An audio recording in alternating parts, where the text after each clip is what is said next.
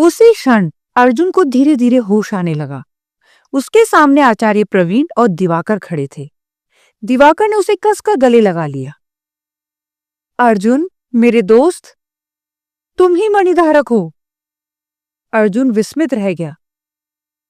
मैं व्रजदंत का पुनर्जन्म हूं, ऋतुग्न का सेवक। दिवाकर का आलिंगन इतना दृढ़ और पवित्र था कि अर्जुन के मन की सारी शंकाएं क्षण भर में विलीन हो गई।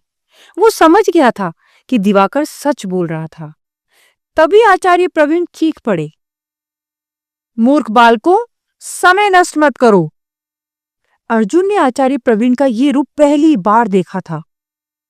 आचार्य प्रवीण झुके और बोले, मैं ही कालकेतु हूं। जिस रात तुम्हें ऋतुग्न का स्वर सुनाई दिया, उससे कुछ समय पहले मुझे स्वयं ये बोध हो गया था। वे अपने एकालाप में डूबते चले गए।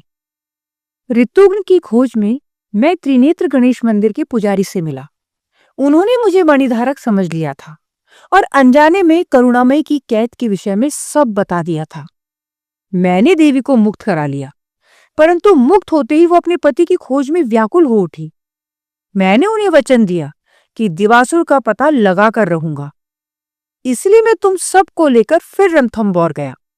मुझे ज्ञात था कि मैं मणिधारक नहीं हूं, परंतु मुझे किसी तरह उस त्रिनेत्र गणेश मंदिर के पुजारी से दिवासुर का पता लगाना था।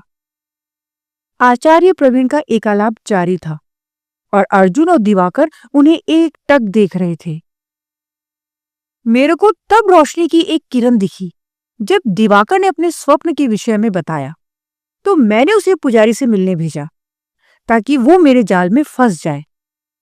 दिवाकर और अर्जुन स्तब्ध होकर सुनते रहे, पर उस मूर्ख पुजारी ने कुछ नहीं बताया।